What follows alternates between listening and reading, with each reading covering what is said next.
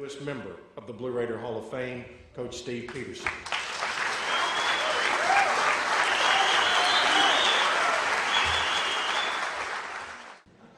Can you feel the passion, the enthusiasm? Dennis, hey, I can see Boonio getting up in the locker room right now. Okay? Aren't you looking for somebody to sell tickets? I'll buy tickets. I'll buy tickets, Ed. I'm just saying. And amen, hallelujah. Golly. This is what it's all about. And there's more to it than just being a good player, isn't it? It's passion. And passion, my players, I appreciate you being here. Passion, when I was 18, 22 years old, I thought passion was in the back seat of the car.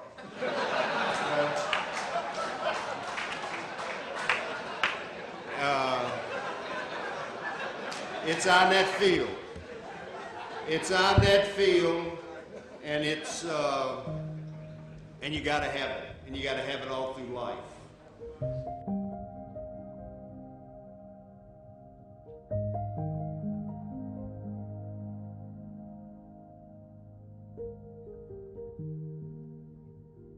And Coach Pete, he was hardcore, but in a good way. You could tell he had pride for you, not just for himself, but he wanted his players to get better. I think that's when I was being recruited. One of the first things that stood out is I could tell he was more or less a man of his word, and I knew I was going to get a shot, but he ran us hard. We trained hard. I still, between all professional baseball, everything I've done, I've never ran as hard in my life as I did for Coach Pete. He ran us. I was in the best shape by far, and I thank him for that. At the time, I sure wasn't, but I'm glad he did.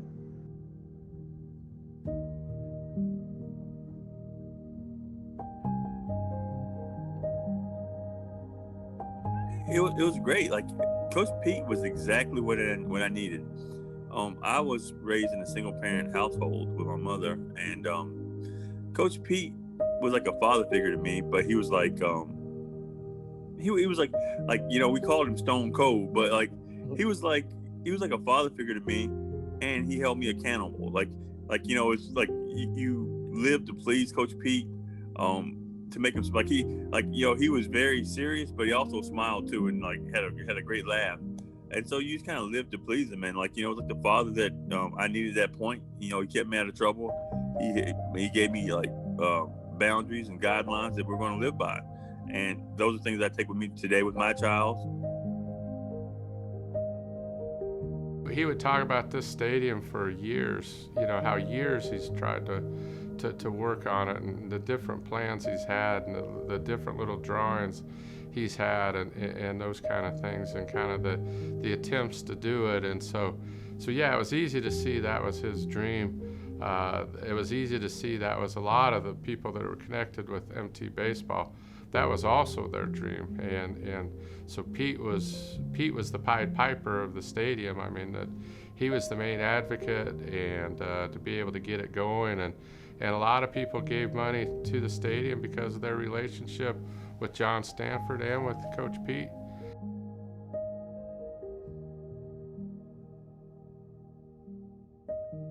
I don't think I'll ever forget the first team meeting. Coach Pete made it clear that, guys, when you're on the field, it's my time. I want you focused. I want you locked in. We're going to go to work. Anytime outside of that time period, I'm here for you. Let me know what you need. If it's academics, if it's food, whatever it may be. If you got a family problem you want to talk with or about, I'm here. But when we're on the field, it's baseball.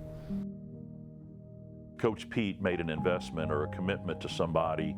He was committed to him. I mean, he was going to be, square peg in a round hole if it had to be. He was just going to keep forcing it till he didn't have any choice to try to help him, whether it was a discipline situation or whether it was trying to make him a better player, or whatever it might be. So his philosophy was, if we make this decision and we bring them in, we're committed to them and we expect them to be committed. One of the things that I take away the most from Coach Pete is that he had a high expectation from you, but he wasn't going to let you fail. He was going to help you along the way as well. I mean, he was going to make sure that you got there and never strayed from that path. And that's one of the best things that I ever got from him.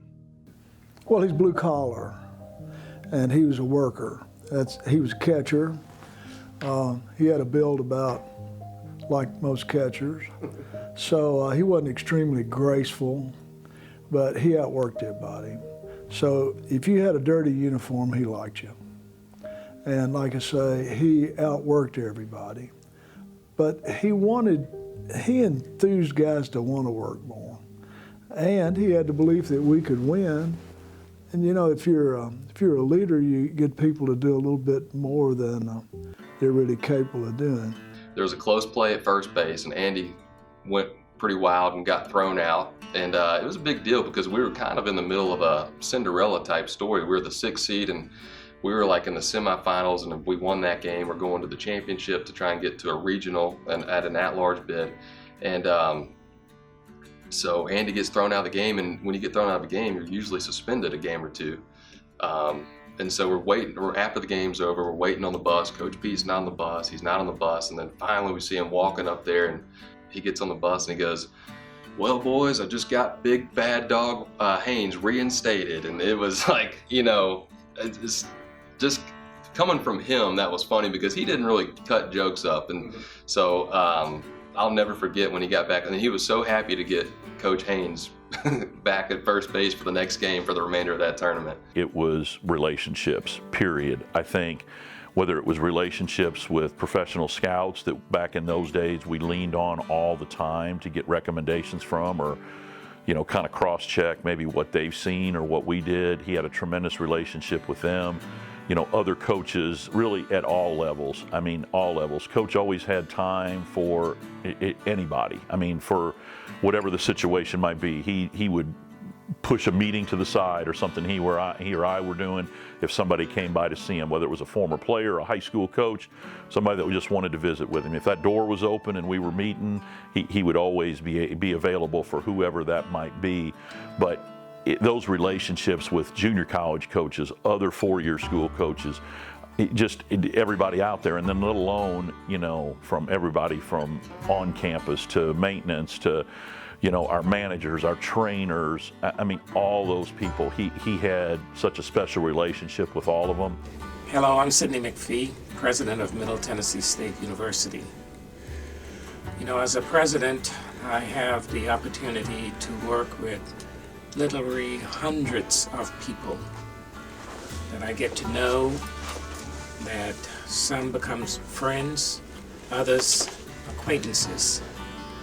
I will say that Coach Pete was certainly regarded by me and Liz as a friend, a great person who really loved this university, a person who just did an exceptional job as a coach, not only teaching young men the finer things of the game, but also about life. I knew all of his players respected him. Actually, anybody who interacted with Coach Pete will tell you that he was a man of integrity, he was honest, and he loved his MTSU, and particularly the MTSU baseball program. He's brought great distinction to the university through the success of the baseball program. And I just want everybody to know that while he is gone, his legacy lives on, and he will always be a Blue Raider, and we will always respect him and admire him for what he has done to help this university become what it is today, a nationally recognized university. Thank you. When I came, it already felt like he was an oak and he was a standard here and had been around forever, you know. He had a lot of authority, carried himself as such. But yeah, when I played here, it was definitely, you had just a bit of fear of Coach Pete, you know, and that came with a lot of respect. And then, you know, if you needed a buddy or you needed somebody to talk to, you might go to Coach McGuire or one of the pitching coaches or something and they might try to make you feel a little better and sympathize. But that wasn't what Coach Pete was going to provide you. Now, after I played, it was like as soon as I was done here, you know, he could shake my hand, and we went from player coach to peers basically. And he welcomed me back anytime I wanted to throw or train or come out and hang with the team a little bit while I was playing professional ball. And then anytime I came to a football game, you know, made sure to stop by. We could break bread together, reminisce, and he had a lot of insight, you know, just about baseball, sports, life in general, and then going into business where I was teaching young kids. I always like to bend his ear a little bit on how to instruct and what baseball meant to him and how to relay that knowledge on to the next generation. I had one goal, one dream. I wanted to play Major League Baseball, and I felt like the place to go to have the best opportunity to learn to catch, because I knew that was my way to get to that next level. I knew I wasn't going to be a second baseman or an outfielder or anything like that. I really wanted to catch, and I knew Coach Pete and kind of the rumors I had heard that he was old school, he was hard-nosed, he let you call your own game, which really intrigued me, and that he was a catching guy first, and that was his main recruit. Mm-hmm. That was the guy he went and got. And I believe when I came in, it was like 9 out of 10 guys that he'd recruited had gotten drafted and gotten to play pro ball. So that was another decision. So, and I did all that research myself as a teenager. It's just something, I was like, that's my place. And it may have motivated me if I would have known, but I'm kind of glad I didn't, because I don't think I needed any more motivation at the time. It's probably a little bit of overkill at times. And with Coach Pete being a guy that was, very honest and very real, I always knew where I stood, so I always knew how hard I needed to work. So I don't know if him going after someone else would have helped me at the time. Pete was a perfect addition to Stanford. Stanford was more calm, and Pete was a rah-rah guy. Looking back, we were 20, and Pete was probably 23 or 4. I mean, he wasn't much older than we were, so there was a natural draw there, and Pete was a great psychologist. And I remember specifically before our first conference weekend at Murray, and Murray was our big rival. And they'd had good teams for a long time. And on the bus going up there, I knew I wasn't going to pitch at Murray. I mean, I wasn't in that. But he came back and said, they had a second baseman named Jack Percani. He ended up with the Dodgers, left-hand hitter. And he said, Smitty, I might need you for one guy. Well, I stayed attentive the whole 3 games and up, whereas I knew I wasn't going in. I mean, in my mind, I was pretty sure he was BSing me, but it worked because you got to keep them up. And he was a master at that. It's amazing. In pro baseball, they just throw you in the fire and say you're going to play 160 games, 140 games in the minor leagues. You're just going to learn. They have rovers that come around to teach you techniques. College baseball is more, you practice more than you actually play games. And we practiced so much under Coach Pete that technique became critical. And perfect technique was something that he was really high on. And I probably learned more so with catching technique and defenses in college than I did in pro baseball. Just because once you get to pro, like I said, they just kind of force feed you and make you, we're just going to play so many games, you'll figure it out. But I know he did a great job with myself as well as the people after me. I think from day one, regardless, like you said, whether you're an 18-year-old kid or whether you're 22, 23, depending on red shirts and all that good stuff, he taught you how to be men. He would share stories with Rita and with his kids, and I had the opportunity to know Jenny and John and Jill, and hear some things from their perspective as well, which was always interesting to me too, just to see that other side of it, because I saw a hard-nosed, tough, just win at all costs guy, and of course they get to see a different side of that because that's their dad, but yeah, there's not a player that played here, that played for Coach Pete, that cannot say that they're not a better man today because of their experience that they had with Coach. I have a Hall of Fame. I have a personal Hall of Fame, which is my family. Jill, Jenny, John, their wives, their husbands, my grandchildren. But my mother, who could not be here. My father, who's deceased.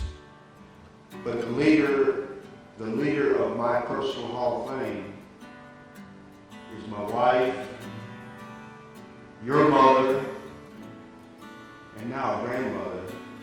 The person that let me chase my passion, and still lets me chase my passion, is my wife, Rita. I love you.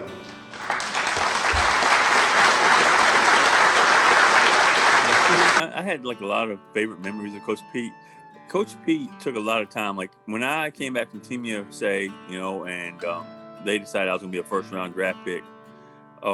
Coach Pete and I had agent meetings, and so after practice, like 2 times a week, like usually Tuesdays and Thursdays, Coach Pete and I would stay after practice after everybody was gone home, and an agent, whether it be Scott Boras or Bo McGinnis, who I ended up choosing, ended up being like they would come in and have these meetings, and it was just fun to hear, like Coach and I, we had to spend a lot of time together when nobody else was around.